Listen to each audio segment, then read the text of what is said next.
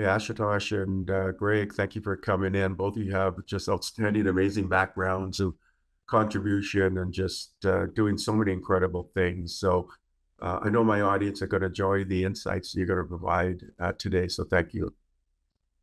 Our pleasure, Stephen. It's good to see you. Thanks for having me, Stephen. Okay, so let's start off with this question, and I'll start with Greg and then go to Ashutosh, and that is, what are, let's say, two inflection points in your life that made this wonderful person you are today? And it could have been something when you were 3 or 5 years old, it could be 10, inside, outside the family, could it be in school, outside school, it could be career moves, etc. But two, so that you can think of. So first of all, Greg. Yeah, I would say two in particular, and I'll take it a little bit later in my life or in my career, because there are a number of components that I could reflect on when I was 7 years old, growing up with my parents in New York, or when I was 13 playing soccer in the Olympic Development Program and traveling overseas. But the two that really stand out as it relates to my career today and what I'm energized by and motivated by really would be the decision as an undergrad, and fully supported with my parents and friends, to go to Boston College and really receive a mission-based, ever to excel style education, where volunteer support was very important, and an emphasis to engage in the world and serve the community. And that really shaped an ethos that I had, and further refined a certain upbringing that I had, and really a gift from my parents as well. So I think that experience at Boston College really was an inflection point, a pivotal moment, which led me to CCS, because it made a ton of sense at that point. Business principles applied to the nonprofit and social impact sector with that voluntary lens and philanthropic lens before I even knew what philanthropy was. But that was pretty pivotal. And the second thing that I would call out was my decision to go back to business school. I received my MBA from the Wharton School, because that really then oriented me toward more business thinking and financial acumen, and thinking about leadership and running P&Ls and being more inventive and innovative in a different kind of way through that school experience, through that applied experience, and then all the while staying at CCS and recommitting and doubling down on my career at the firm. That's really interesting. You go to Boston College, and for my international audience, all of the colleges in that region are quite well known, right? Boston College being one of them, but MIT is sort of in the vicinity and things like that, right? So, and you got a BA from Boston College. So when you were in high school, things like that, were you sort of interested more in the humanities and the arts and so on? I was, yeah. It's an interesting question, Stephen, but I was a philosophy and history major undergrad, and that even started throughout high school. That I liked math, I did well in calculus, and I did well in some of the other hard sciences, even economics. But I recall when I was 16, 17, I started taking sociology courses, and I was introduced to philosophy at a younger age. So I decided to really lean into that and to pursue that as a study and discipline. And I was undecided as a major going into Boston College, but really have been cultivated through the liberal arts, and just found philosophy to be fascinating.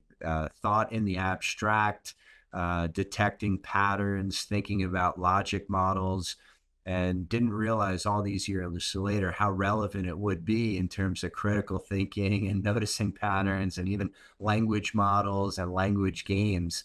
That was so relevant and really grounded in that experience early on.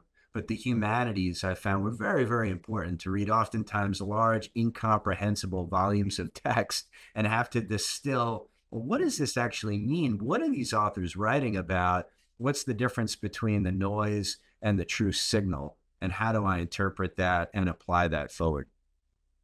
So really quite a shift when you get your MBA from Wharton, because then there's a lot of quantitative stuff like accounting and those kind of analysis, right?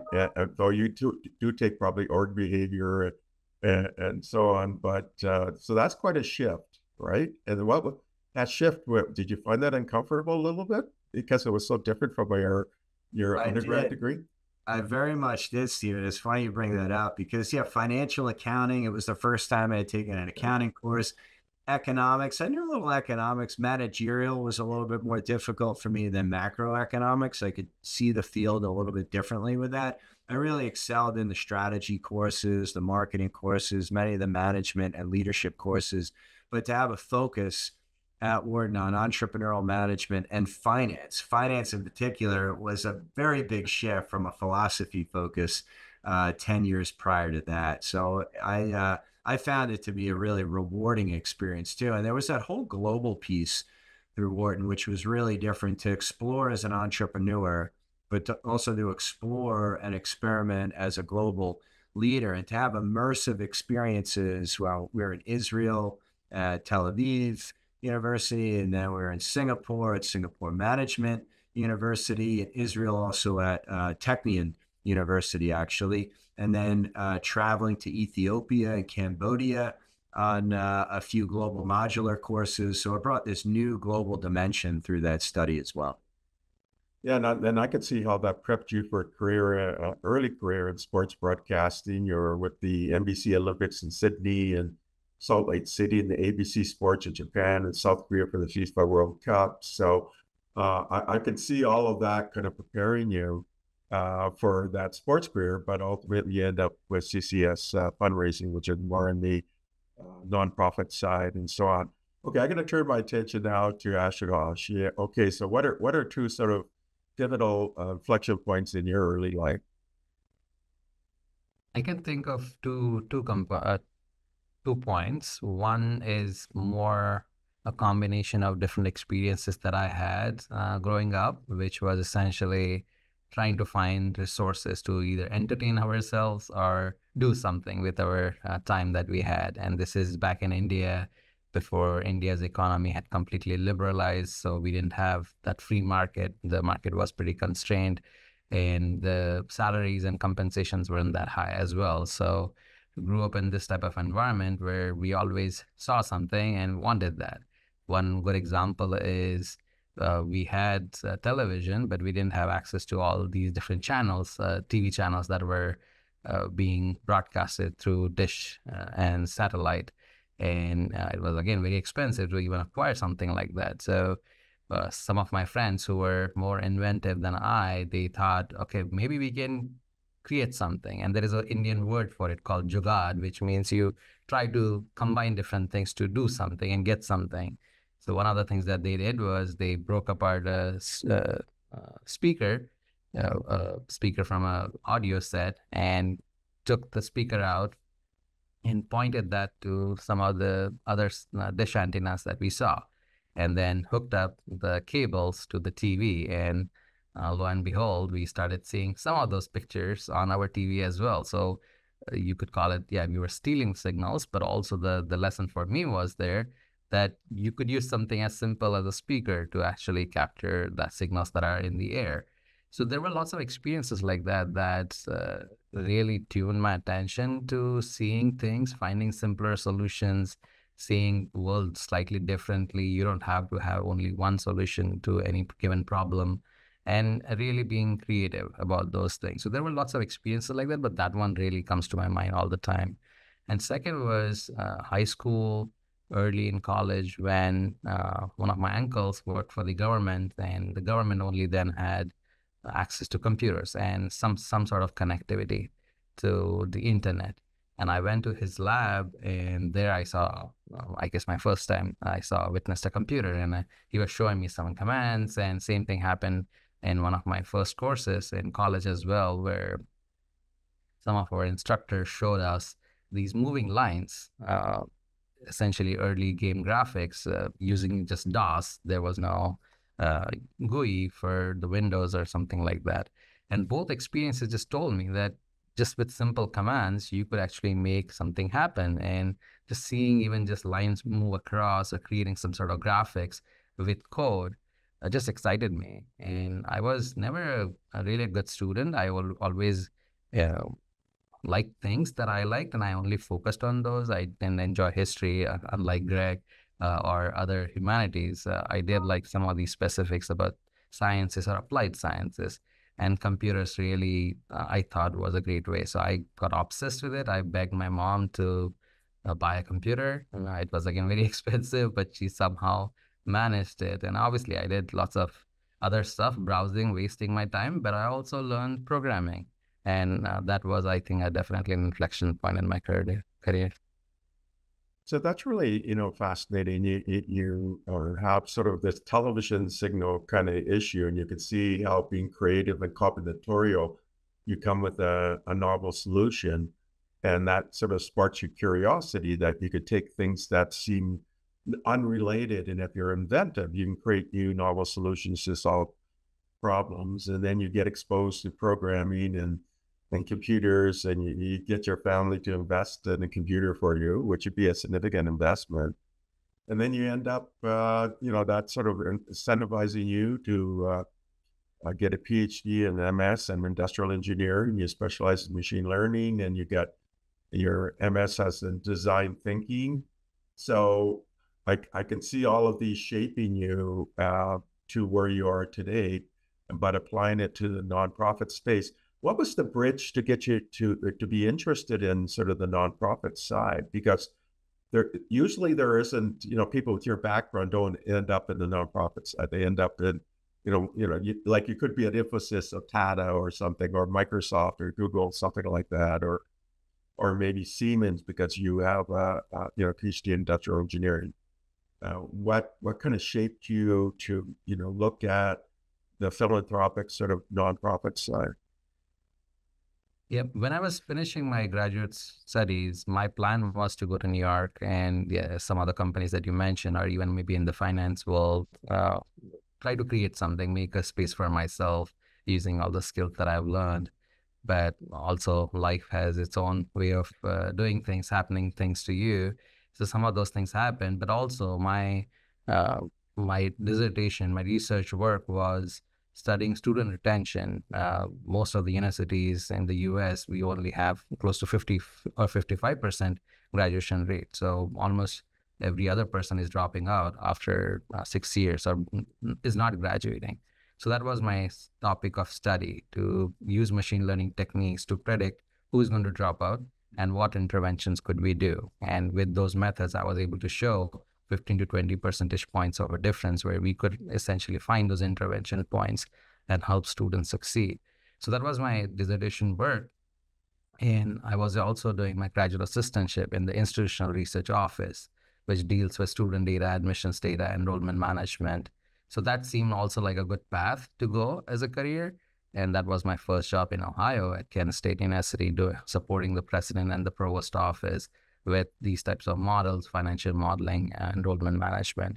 And that's when also after a few years, I saw this opening at University of Michigan, where they had their first opening for an analytics director in the fundraising shop. So that was my entry point. But I started in higher education. I stayed in higher education for 16 years before I joined CCS 2 years ago. Yeah, but again, all of the sort of embedding that you're doing really it shapes you and prepares you well for CCS fundraising. So, okay, Greg, let's go back to you. See, you got you got this sort of humanities education, you got this business education, you did sports broadcasting, and then what led you to CCS fundraising? Yeah, I mean, CCS always appealed to me through, it was a family friend, actually, a president of a high school in New York, in Brooklyn, Bishop Loughlin High School. His brother, Dennis Cronin, is a phenomenal leader, great mentor. And he mentioned to me one summer when I was finishing some of my studies that he was working with a company that was trying to help him raise money, in part for endowment, in part for capital projects. And that concept was relatively new to me. I remembered in school and in class, there would be a senior class gift and friends would come around and ask you for money. And that was a little bit different. Growing up earlier, I remember raising my own money to help play soccer. We would sell candy bars, or there was raffles. And then with the New York State team or the Olympic development team, I could travel and compete in the Netherlands or in England or so. So the idea of fundraising wasn't new entirely, but with schools, with universities, with the humanities, that all became a new concept. But it was through this family friend, this president of this high school, where he said, "This is a great company. They're doing great work. They're helping me out enormously. They're helping me tell the story of the school. They're helping organize our leadership. They're assisting us in finding funders, donors, people who will underwrite and support these projects, who are very passionate about education and the education they've received at Bishop Auckland. And I could see you liking this, Greg. So you should learn more, give it a shot, speak to this vice president of New York and see what happens." And it was actually the first real job, Stephen, that I applied for outside of NBC Sports and the Olympics in Sydney and Salt Lake. But put a suit on, went into Manhattan, took the subway, the whole thing. And 22 years later, I'm still at the firm. So this has really been the majority career for me. I've been all in for 22 years doing this work of strategy consulting and fundraising management. So the initial attraction was really through a family friend. The concept made sense to me, where mission and market meet, where that intersects, applying business practices and principles to solve the big problems and address the big opportunities of nonprofits and social impact organizations. I was always drawn to that concept. It was very attractive. And as I went on year by year with my career, I realized that the work was meaningful, that I really enjoyed it, that I had a skill or two that was relevant so I could be successful on this pathway. And I could make a good living and a good life in pursuit of it all at the same time. And I would say 22 years later, those same principles have been reinforced year on year in a variety of different ways, working in different cities all around the world, now leading a practice while out of Philadelphia, still very much global in our operation, Toronto and Sydney and many of the other places, Stephen, that we've traveled together and been in conferences together, as you very well know, and you've been very generous with your time and expertise on a host of institutes and conferences that I'm sure we'll get to. But then above and beyond that, to also work in a variety of different sectors. So while I started out in the faith-based sector, learning how to raise money with houses of worship, that then evolved into the educational practice and the healthcare practice, services, human services, arts and culture, orchestras, global development programs, all the way through. And then the types of services that we were offering. So not just campaigns, but major gifts, development programs, annual fund management, some strategy planning, board development, analytics, systems, and change management. So when you have all those three moving of different geographies, different sectors, and also different services, it's been more than a rewarding career. It feels like 100 careers in one over these 22 years at CCS. And it still feels like day one. I've often read that from Jeff Bezos and with Amazon, and every day is day one, or day one with customer centricity, but day one that we're just getting started here. I still really believe that about my career and about CCS. And you've had a remarkable career, right? You know, original member of the CCS Board of Directors, co-chair in the Innovation Committee, serving in the Finance and Audit Committees, leading the data analytics and system change management practices, you know, advising literally hundreds of leaders and partnerships and development initiatives, raising over 10 billion, impacting millions, tens of millions of lives. I mean, it's quite remarkable. Because my audience is also tech leaning, so now I'm going to shift this kind of conversation to tech. So you are on the board of the Satellite Institute on the executive committee, and you decided to hold a conference on AI and for good purposes. Can you talk about how that happened, and you know, what were the outcomes of that conference?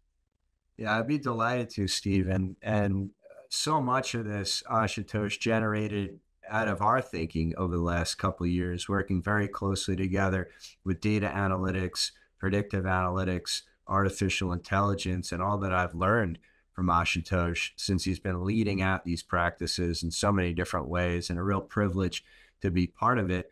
And then you couple that on the business front with everything that's happening in the world and all the worry and all the wonder and all the hype and all the hysteria and reality. You try and discern yet again between signal and noise. And also just reading a number of literature, a number of books, whether it's The Coming Wave by Mustafa Suleyman or Co-Intelligence by Ethan Malik, who was a mentor and independent study of mine at the Wharton School. He's been quite popular in recent years. And then thirdly, through my experience at YPO and being part of that membership, and two things kind of collided. YPO, where I've really just been in my first 1 to 2 years, and I've seen tremendous value add, leaders among leaders, learners among learners in that community. And then to your point, serving on the board of Satel Institute and thinking, okay, I'm now being asked to chair a conference. What is relevant to CEOs today? What is relevant to leaders? How do they want to learn with other leaders? And what's more relevant than pursuing, engaging, retaining, motivating human capital and thinking about growth and sustainable productivity? Well, it's this technology, this extraordinary technology in artificial intelligence. And how do we really steer that for good? Because there's so much concern and there's so much risk. And let's acknowledge that, but let's focus on the positive. Let's focus on the promise and possibility. And because of those two worlds with YPO and Satel, Stephen, as you know, I was introduced to you by a mutual friend in contact where you'd offered a whole series of sessions and webinars and summits and really your leadership thinking in the space and a wide dimension of realities that I was really motivated and inspired by your work, and most grateful when you decided to keynote our conference at Satel. And we had over 550 CEOs at the Satel Institute, leaders among leaders on the business side and on the nonprofit side. And I think the experience and the results were quite extraordinary. In fact, there's a request for an encore, so to have a second Satel Institute and AI for Good next year, which I think was one of your ideas as well. But I think leaders really walked away with a wide view of what this is, what it isn't, how it is inevitable as a technology wave, as a set of general purpose technologies. And then very, very practically from your contribution and our member panels to understand, well, how do I start to apply this in the day-to-day? And how do I relate to my colleagues and my clients much better and much differently as a result of demystifying these technologies a bit? So it was quite successful as a conference, thanks in no small part to your contribution of leadership. So thank you. You're too kind, Greg. Now let's turn to Ashutosh. Now, you're a leader in effective systems, processes, for tools, and technology. You definitely have a great background in systems engineering and artificial intelligence and design thinking. And you're constantly developing novel solutions, really fitting now the top nonprofit institutions. And you've done things like you've been featured in journals and publications on this area. You've written multiple books on data science for fundraising. Now, you co-authored with Greg this AI and fundraising. Can you talk about that, I would say, report that you put together with Greg, and what was the inspiration to do this, and what do you hope to achieve by writing that, and who should be reading it? It's funny, actually, what Greg says about signal and noise, that the School of Humanities teaches you so well to really apply your critical thinking. That is so applicable to machine learning as well, right? You are really trying to find signals from all the data points that you have. And that was one of our objectives as well through this publication, which is, as Greg was also saying, there is so much hype, there is so much noise around this. It's sometimes hard to discern what's real, what's not. And if you're a nonprofit and you're bombarded with all this information and you have lots of FOMO now and you don't know where to start, we thought this would be a really good guide that we can share with the nonprofits, and provide them different options that, okay, well, AI is nothing new. It has been with us for 60, 70 years in different forms. We have seen the first AI winter back in the day. And that also history always teach. I'm not a history student, but we know history teaches us some lessons as well. So that we wanted to offer a cautionary a guide essentially, and also show some promise. So not completely being blindsided by this potential that we have, as Greg says, the general purpose technology. There's immense potential there if you use those tools properly and apply them where it needs to be applied. If you think that some tasks can be automated or should be automated, using a combination of existing technologies, but plus generative AI, plus predictive AI or traditional AI, then you should. But then also be aware of all these other things that actually are just maybe noise and are not going to help you. So we wanted to offer a really measured position, not to take a completely extreme side of any side of this debate, but really offer a measured guide. So where is this AI and fundraising available? Is it's available on the CCS fundraising site, or are there other venues or, sort of platform where it's available? It is on our website. If you go to ccsfundraising.com and go under services, under data analytics, on our homepage, there's a widget that's embedded on our homepage for the data analytics services. And you can scroll through all those pages and you will be able to find it there. In your past, Ashutosh, you've done, great work with United Way Worldwide, UNICEF, Junior Diabetes Group, the University of Southern California, Caltech, University of Michigan, and so on. And you're applying all of this now to improve fundraising results. So how could AI be applied to improve fundraising results? Can you give sort of some concrete advice and practices that you'd recommend?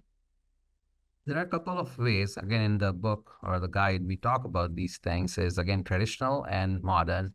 Traditional AI, we know, it has been applied in the private industry for targeting customers or giving them coupons to upgrade or finding their overall lifetime value, and then really helping them to maximize their value, as well as retaining them for a longer time, stewarding them so that they continually become a loyal customer to you. Those are all the techniques, again, for-profit industry has been using for a longer period of time. In fundraising, some of those aspects are relatively new. Maybe I would say last 10 to 15 years, where predictive modeling has really taken a route where we try to identify who these significant donors are, who are going to make these large gifts to your institutions. And one of those ways to do so is building these predictive models, looking at the history of previous major donors and trying to learn from their attributes, and then applying those attributes to some other unknown population, and then providing those names and those lists to our nonprofit partners, or even in my previous roles, as you mentioned, Stephen, highlighting those people and then giving those lists to we don't like to use sales in nonprofit, but our equivalent of salespeople, our account executives, who are called gift officers, major gift officers, development officers. We provide these lists to them, and then they are able to essentially qualify those names and then find more significant donors to help the overall organization. And then you can see similar principles as we just discussed in the for-profit industry, where it's targeting the right folks for your direct marketing acquisition, because acquisition is costly. So how do you do that? So you can use some of these modeling techniques, again, to be very targeted and see a higher lift through that. Same thing applies to stewardship. Who do you know who is at risk of dropping out? And you don't want to lose, because we again know leaky bucket is the biggest problem. So retention is the one of the biggest issues. So these techniques can help you with that as well. And then when we talk about generative AI, a lot of nonprofits, especially the smaller ones, are strapped for resources. They don't have enough resources. And communications, as we know, does take a long, long time. And we have seen some of these prototypes, applications, even just with ChatGPT, that they can help you create some of these documents pretty quickly. But if you were to feed all of these data points using your knowledge, using, say, a company like CCS, which has been in the industry for 76 years, their knowledge, and then create your own new fine-tuned application, you'll be able to get really good acknowledgement letters, appeals, as well as the stewardship letters or proposals. And you're able to not only acquire, retain, but upgrade your existing donors. So all those applications are possible, but again, you have to think about it very carefully and plan it. It cannot be just, oh, I'm going to use ChatGPT today and just get this done. Sometimes that might be the solution, but more often than not, it is the thoughtful planning and the strategy around it, how these tools would be used, could really see a huge lift from generative AI. So Ashutosh, I'm going to just stick with you a bit longer, then I'll go back to Greg. Are you using like the Microsoft stack, or are you using Google or AWS? And are you building models or using existing models and using, retrieval augmented generation, right? Or something, maybe an offshoot of that in the kind of the in context fine tuning. There's more in that sort of domain right now because you can have a bigger, what they call a context window than it used to be. In other words, the amount of information these things can hold is getting better, and they're going to have the ability to be able to maybe work on a problem over a long period of time, right? And do autonomous actions. You see a little bit of that in agents. Are you actually playing with some of this in a sandbox to see where it's going, or are you sort of reading what's happening in some of the research that's going on, or a combination of the two? It is a combination of both. We definitely are in the sandbox, built some prototypes, tested out, demoed it to a couple of folks, hoping to work with some other willing partners who want to take this on. The one challenge here is, as you know, Stephen and Greg will also, I'm sure, add to this, is the space is moving so fast. When Bloomberg invested all their money, millions of dollars, to create their Bloomberg GPT, within a couple of months, there was a research paper that showed the new ChatGPT model could outperform that billions of dollars of investment. So that's always a thought behind our minds, which is, how much do you really want to invest? If I invest in RAG right now and took all the CCS documents and said, now we have an internal chatbot that can answer any question, essentially create a feasibility document or create a campaign study document, that's going to take some time and resources and some money, maybe on the Microsoft cost or AWS cost. But what if Microsoft SharePoint tomorrow just turns that feature on for $10 per month?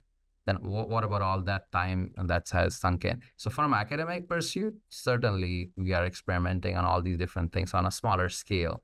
But for a larger scale application internally, we are just playing this wait and watch game a little bit because, again, the space is moving so fast.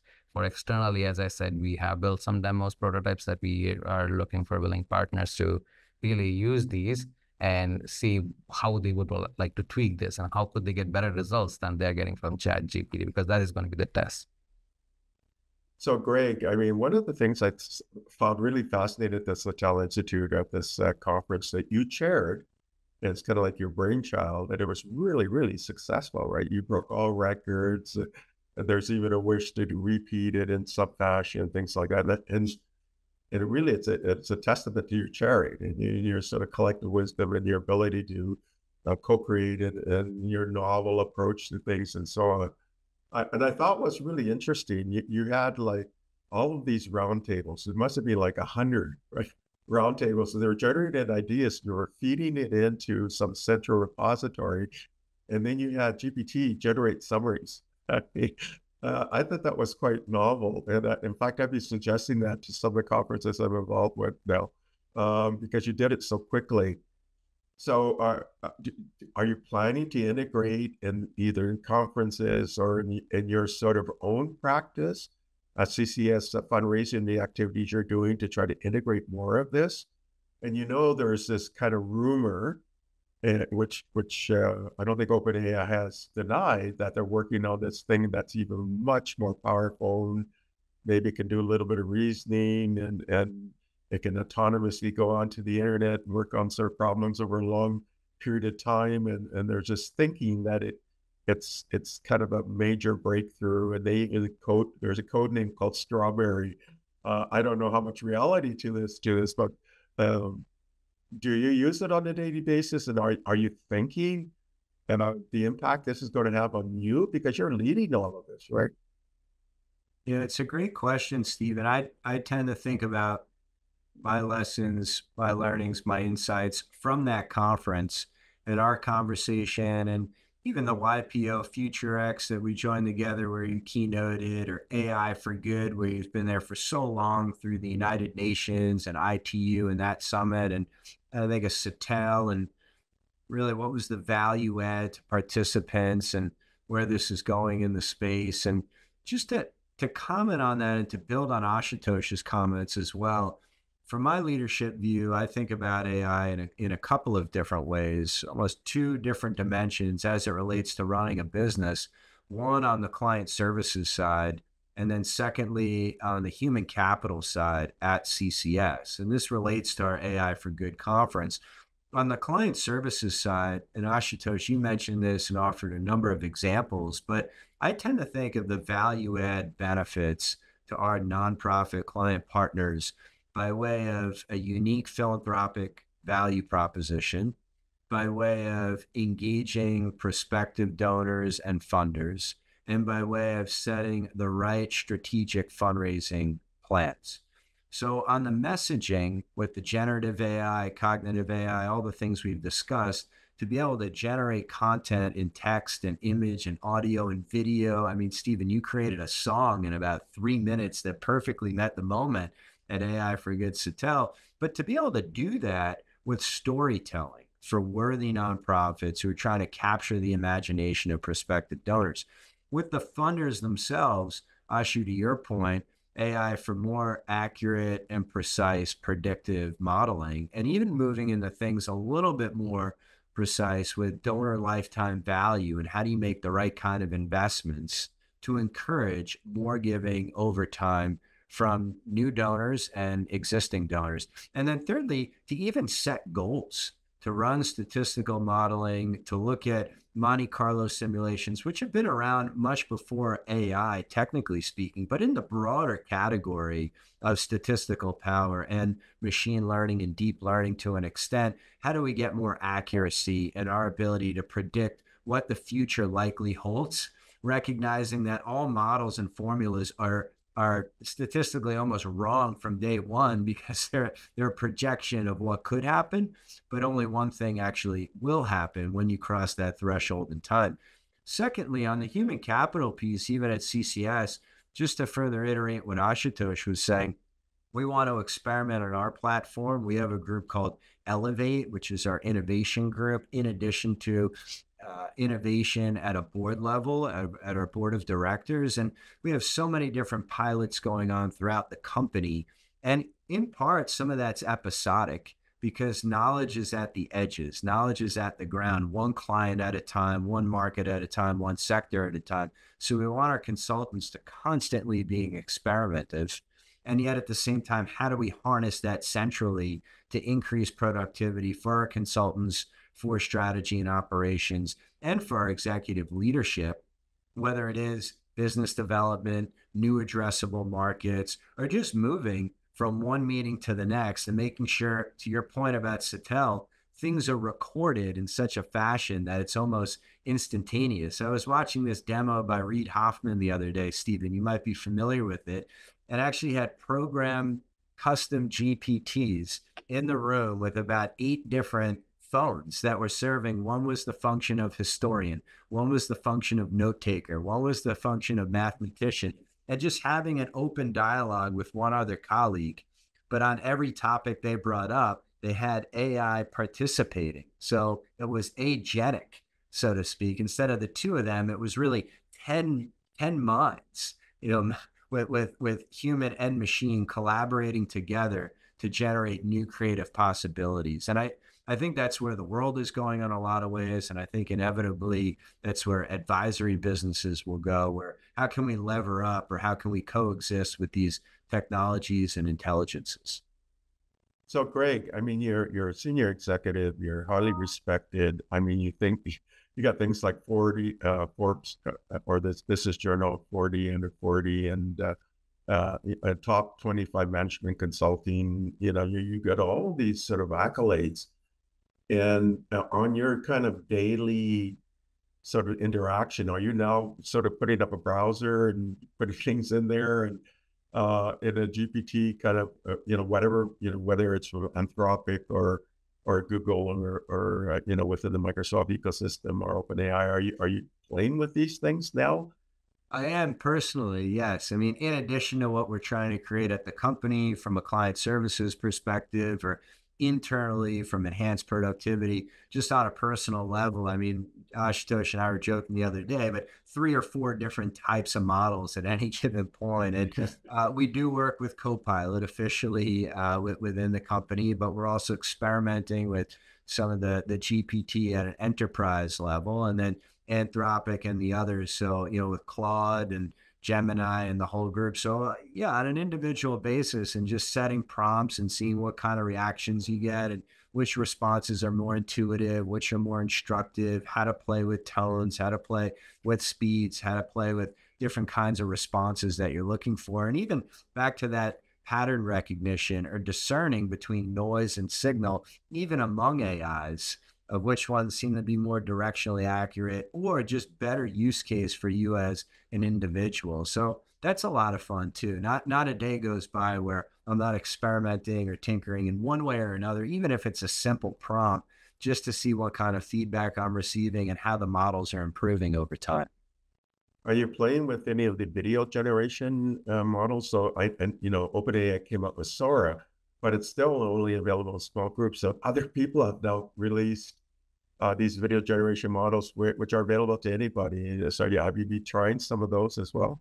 I haven't personally. I mean, I've looked into some of it. I've looked at some of the research. I think that probably is a next step for us. And I know that it would be quite a bit of fun on a personal level as well. Once upon a time, even before my career at CCS, while still in college at Boston College, to your point earlier, Stephen, I was working with NBC Sports for the Summer Olympics in Sydney, the Winter Olympics in Salt Lake City. And one of the things I was doing was post-production.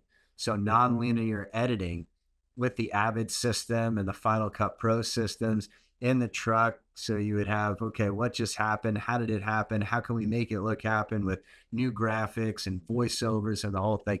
My point is, it's amazing to think now how any one individual is almost his or her own production company by way of a phone and an app compared to the multi-million-dollar mega investments that all of these production studios and television companies were making. So they're quite powerful tools at our own disposal. And I do look forward to engaging in those technologies more often as they're released. So, and then Greg, just maybe another sort of question. You mentioned YPO. How did you get involved with YPO? I had a number of friends in Philadelphia leading businesses and nonprofits that were involved in it. 2 other partners at our firm that are involved in it at New York and Chicago chapters, and just recognized that this really was a leader to leader lifelong learning opportunity, and to be with other individuals in similar circumstances or positions of responsibility. And from one lens, it's about the business that you're running or where you're involved in different segments of the business. But it's much broader than that, Stephen, as you've come to learn as well, and have more than a little bit of acquaintance as being almost an advisor to many of the YPO chapters by way of impact globally and different groups in the States and Asia and Europe. But there really is a broader life dimension to YPO of how does this work with your family, and how does this work with your community engagement, and even yourself with your own integrity and creativity and authenticity altogether. And I will say it reminds me, just to anchor back to another life lesson and almost inflection point where we started with the Wharton School. I had a professor, Stu Friedman, who created a concept called total leadership. And the whole concept was, how can you be true to yourself through authenticity? How can you be true to others in all dimensions of your life? That's integrity. And then how can you create experiments and have fun and try new things? And that's that element of creativity. So authenticity, integrity, creativity. But the reason I bring that up is because that model of thinking about your family and your career and your community and yourself and creating alignment in those 4 dimensions is a very familiar extension model at YPO, and I found it to be very effective on a day-to-day basis and bringing together great confidants on a personal and professional level. So just for the audience, the YPOs, the Young Presidents Organization, and they're across 150 countries. They have 36,000 members, and they do, from 2018, they said 9 trillion annual revenue, but that was when they had 27,000. Now they're at 36. So I would estimate it's probably 12 trillion annual revenue, and something like 500 chapters, and then maybe 5,000 internal events, something like that. So just an amazing organization, but you have to qualify. So Greg qualified, and it's a high bar for many to get in. So it speaks to just the nature of your work, Greg, and the stature and the success that you've achieved. We're down to our closing minutes, and I know both of you have to leave. So, and this is the kind of the final question. What recommendation, I'll go to Ashutosh, what recommendation do you want to give the audience, or questions you want to leave the audience? And is there any additional comments you want to make? I'll start with questions. One of the things that, as we were describing the signal and noise question, or how we think about identifying these significant donors, we know it's and Greg usually speaks about this very eloquently, which is this: in philanthropy, we have seen this trend where the number of donors have been going down, but the number of dollars has been going up. So fewer and fewer donors are making these significant donations. And then when you think about that as a machine learning problem, parallel to this is essentially either an insurance problem, a premium prediction problem, or fraud detection problem, where very few people in their whole transaction file are making those biggest impact. And when you think about, again, as a machine learning problem, it's a kind of a difficult problem. How do you actually go about that, and how do you identify that? So we, again, employ all these different tools to really understand the behaviors, attributes, so that we can make a good assumption. And as Greg mentioned, all models are essentially flawed or useless. Some of them are often useful, and we try to use that usefulness to really help our non-client partners. But I would definitely engage in any discussion. Your audiences, if they have ideas, how they might have improved the results. Academic research I follow, but maybe there is some new groundbreaking thing that happened maybe in the last week or so. I would love to learn more about that. And in terms of learning more about industry, nonprofit industry, I mean, one of the things that you asked me earlier, how I got into this, is one of the things that is actually so amazing is, first, you are not only doing really good for the world, for your local communities, for the people around you, but then also there's no shortage of problems to be solved. And that's what gives me the most excitement, is to be able to solve different problems using different tools, different technologies, different knowledge sets that we have. So I would encourage everybody and your listeners to really think about nonprofit as their one of those career moves where they can bring their expertise, the technical knowledge, and these tools that they have to help nonprofits solve some of these critical problems. So those are great insights and recommendations to the audience. Now to you, Greg. And I recommend the audience to look at both of your profiles, not just the raising profiles. And Greg, you got so much of this accomplishment. So, for example, the World Economic Forum, you're involved with that, with the Unusual Pioneers, the UNS Social Business World Economic, or Schwab Foundation for Social Entrepreneurship, Verticus. I mean, it just kind of goes on and on and on.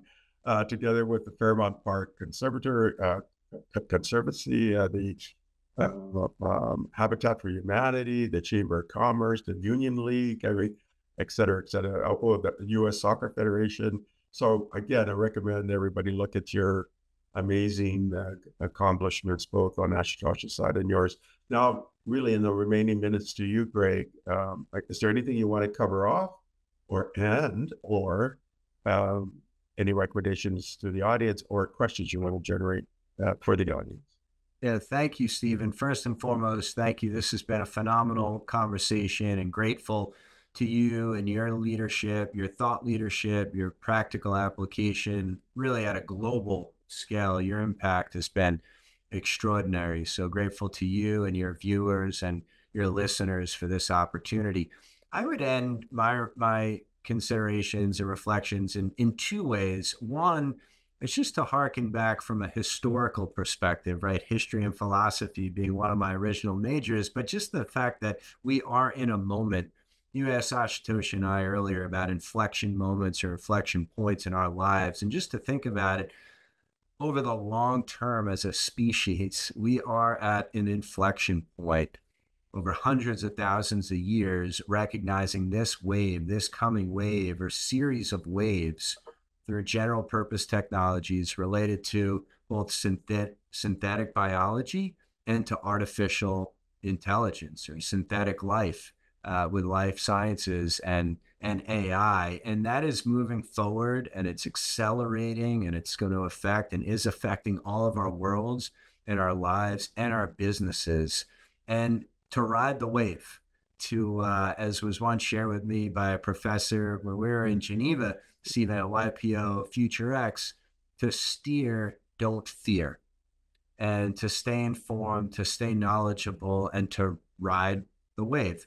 Secondly, on a more philosophical front and a more philanthropic front, just to quote the great American Benjamin Franklin, somebody who's now living just outside of Philadelphia and through the University of Pennsylvania, but he would often provoke in a host of different ways as an inventor, as a mathematician, as a philanthropist, as a scientist, as a diplomat. But he would often say, the noblest question in the world is, what good may I do in it? So I would challenge us and challenge your audience to all reflect individually and personally and to think, what good may I do in it? Well, those are great pieces of advice and reflections. And so thank you to you both for coming in and sharing all of your experience, your wisdom, your success, insights to the audience, and moving the whole sort of world forward towards greater responsibility, agency, and also to more significant positive contributions. So thank you again to both of you. Thank you so much for having us. This was terrific. Thank you, Stephen. Thank you for listening to the Brand Called You videocast and podcast, a platform that brings you knowledge, experience, and wisdom of hundreds of successful individuals from around the world. Do visit our website www.tbcy.in to watch and listen to the stories of many more individuals. You can also follow us on YouTube, Facebook, Instagram, and Twitter. Just search for the Brand Called You.